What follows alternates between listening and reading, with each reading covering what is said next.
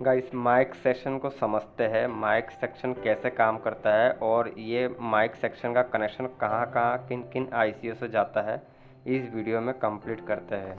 सबसे पहले ये देखना पड़ता है कि माइक जॉइंट कहाँ पे होता है। कुछ मोबाइल पीसी में माइक शोल्डरिंग से जॉइंट करा हुआ रहता है और कुछ मोबाइल पीसी में माइक कनेक्टर के रूप में अटैच करा हुआ रहता है।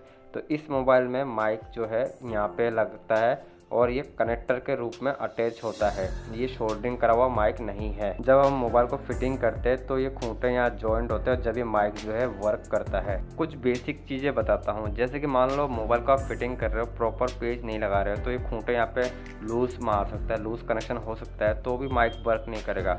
माइक खराब हो तो भी माइक वर्क नहीं करेगा। और ये भी प्रॉब्लम होता है, ये खूंटे स्प्रिंग टाइप के है माइक के, ये खूंटे अगर डाउन हो तो आप पेज लगा लो चाहे प्रॉपर फिटिंग कर लो, वो टच होगा ही नहीं मेन मदरबोर्ड से, तो भी माइक वर्क नहीं करेगा। ये माइक यहाँ पे देख सकते हो, सेमेस्टिक के माइक के दो वायर है, एक वायर तो ग्राउंड हो रहा है और एक वायर C2182 नंबर पे जा रहा है और एक कॉइल पे जा रहा है।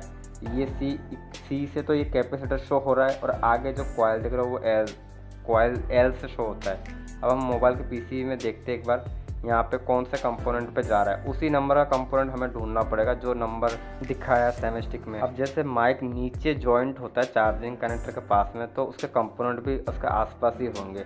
अब यहाँ पे देख पा रहे हो 4 कंपोनेंट है जो कि माइक सेक्शन के जस्ट पास में है और यहाँ पे वो नंबर भी है जो हम ढूंढ रहे हैं।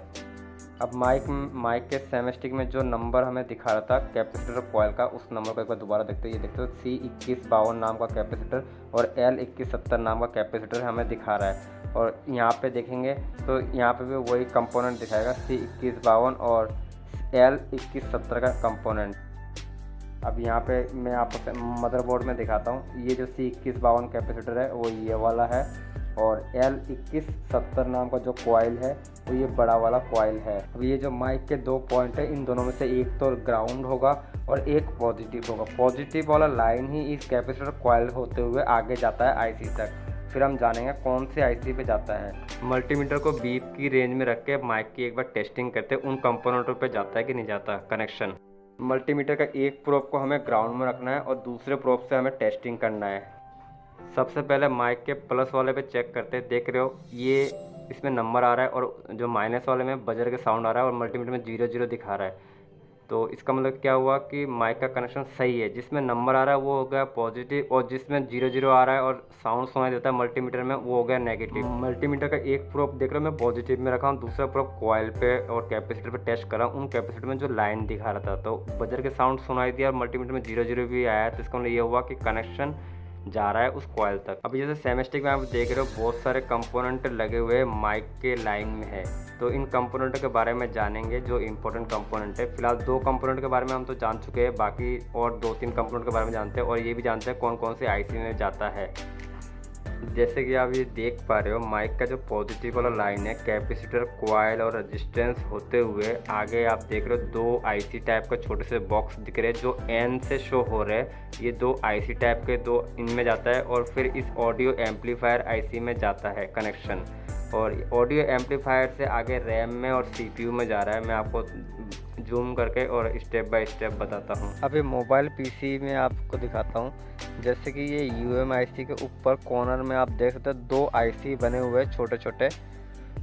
वो 2 जो आईसी है उन आईसीओ में जा रहा है हमारा माइक का कनेक्शन और उन आईसीओ से गुजरते हुए नीचे जो ऑडियो एम्पलीफायर आईसी है उसमें जाता है। लेकिन इसके अंदर अब इस मोबाइल पीसी में एक ही आईसी है। थोड़ा सा मिसअंडरस्टैंडिंग हो रखा है कि सेमेस्टिक डायग्राम ने जिसने भी जहाँ पे भी तैयार हुआ है वहाँ पे 2 आईसी की जगह एक आईसी में कन्वर्टिंग करके दे दिया। फिलहाल मोबाइल में एक आईसी देख रहे हो और उस डायग्राम में 2 आईसी देख रहे हो। फिलहाल एक जो आईसी है ये भी सेम वर्क करता है, थोड़ा सा डिफरेंस हो जाता है, लेकिन फिलहाल तो आप ये समझ लीजिए इन दोनों आईसीओ से गुजरते हुए ऑडियो एम्पलीफायर आईसी में जाता है माइक का कनेक्शन और फिर ऑडियो आईसी से यूएम में एक जाता है और एक जाता है सीपीयू में। अब जो हमने ऑडियो एम्पलीफायर आईसी के बारे में मैंने पिछले वीडियो में बताया था जिसमें हमने स्पीकर का फॉल्ट के बारे में समझे थे, तो वो स्पीकर का काम भी ऑडियो एम्पलीफायर करता है और माइक का कनेक्शन का काम भी ऑडियो एम्पलीफायर ही करता है और उसके बाद में ही जाता है। अब ये देख रहे हो ये सिंगल आईसी है और ये ऑडियो एम्पलीफायर आईसी है। ये ऑडियो एम्पलीफायर आईसी से ये रैम और सीपीयू में जा रहा है और ये माइक का जो कनेक्शन है ये यहाँ से जाता है। मैं आपको मल्टीमीटर से भी टेस्ट करके बताऊंगा। गाइस एक चीज़ और नोटिस कीजिए, माइक के कनेक्शन में ये 3 टांगे वाला जो ट्रांजिस्टर है, ये ट्रांजिस्टर इन 2 आईसी के पास में लगा हुआ है। इसका मॉडल नंबर है V2160। ये जो ट्रांजिस्टर है ये भी माइक से रिलेटेड भी काम करता है, लेकिन इसका ये जो ट्रांजिस्टर क्यों लगाया जाता है, ये स्विचिंग का काम करता है। जब हम माइक में वॉइस रिकॉर्ड करते हैं तो उसको स्विचिंग पास करके मतलब साउंड स्पीकर की तरफ भेजता है। तो ये अगर ट्रांजिस्टर ख़राब होगा तो आपका ये मान के चलो आप वॉइस जो भी कर रहे हो वो साउंड स्पीकर तक पहुंचेगा नहीं। तो कहीं ना कहीं ये ट्रांजिस्टर का भी रोल होता है माइक के कनेक्शन में। और मैं आपको ये दिखाता हूँ ट्रांजिस्टर मोबाइल पीसी में कहाँ पे लगा हुआ है। ये देखिए, ये ऊपर ही ऊपर 3 पैर वाला जो ट्रांजिस्टर है यही है जो माइक से कनेक्शन जुड़ा हुआ है। और इस ट्रांजिस्टर के से कहाँ जा रहा है, इन 2 आईसीयू में जा रहा है। इन 2 आईसीयू से ऑडियो एम्पलीफायर में जा रहा है, और ऑडियो एम्पलीफायर से रैम और सीपीयू में जा रहा है। गाइस ये L2170 का जो कॉइल है यहाँ तक तो हमने अच्छी तरह समझ लिए थे। उसके बाद में मल्टीमीटर से टेस्टिंग नहीं किया आगे के कंपोनेंट को। तो अब हम मल्टीमीटर से टेस्टिंग करेंगे आगे के कंपोनेंट को। तो आगे के कंपोनेंट को टेस्टिंग करेंगे तो इससे हमें आइडिया हो जाएगा कि आईसी के आसपास कौन से कंपोनेंट में जाता है। ट्रेस करते हैं C2157 और R2156 नाम का जो कंपोनेंट है वो पीसी में कहाँ लगा हुआ है, और मल्टीमीटर से टेस्ट करने पे क्या साउंड सुनाई देगा माइक सेक्शन। ये दोनों कंपोनेंट ऑडियो एम्पलीफायर आईसी के आसपास ही होना चाहिए। हमने पहले ऑडियो एम्पलीफायर के बारे में सीखे थे, तो ऑडियो एम्पलीफायर कहाँ पे है ये तो आप जानते ही हो, तो उसके आसपास ही वो कंपोनेंट होगा। फिलहाल मैं आप थोड़ा सा जूम करके आपको दिखाता हूँ कि वो दोनों कंपोनेंट कहाँ पे लगा हुआ है। गाइस ये जो कंपोनेंट देख रहे हो ये दोनों कंपोनेंट वही कंपोनेंट है जो सेमेस्टिक डायग्राम में दिखा रहता है, R2156 और C2157 नाम का कंपोनेंट। और मोबाइल पीसी में भी आप देख सकते हो यहाँ पे ये लगा हुआ है R2156 नाम का कंप्यूटर और C2157 नाम का कंपोनेंट।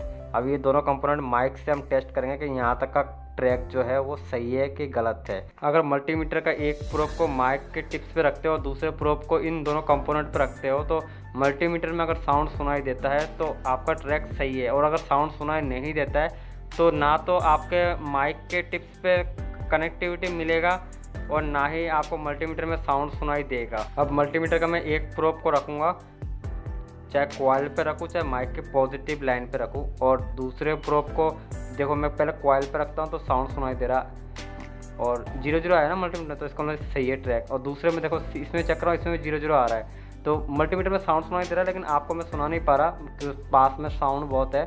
फिलहाल 0-0 आने का मतलब समझ जाओ कि ट्रैक जो है हमारा सही है। तो ऐसा केस भी आपके पास आ सकता है कि माइक के टिप्स में सप्लाई नहीं आ रहा हो, कनेक्टिविटी नहीं आ रहा हो और आपके पास सेमेस्टिक डायग्राम हो, तो इस तरीके से ट्रैक फाइंड करके आपको जंपर की मदद से सप्लाई पास करना पड़ेगा और उस प्रॉब्लम का सही हो जाएगा। मतलब कहने का मतलब ये है, इसलिए हमें ट्रैक ढूंढने की आवश्यकता होता है मोबाइल में। इस वीडियो का सवाल ये है कि माइक के पॉजिटिव वाले से कौन से कंपोनेंट पे फर्स्ट कनेक्टिविटी जाता है और फिर बाकी अदर कंपोनेंट जाता है। तो मुझे फर्स्ट कंपोनेंट का नाम बताइए जो फर्स्ट कंपोनेंट पे कनेक्टिविटी जा रहा है माइक का।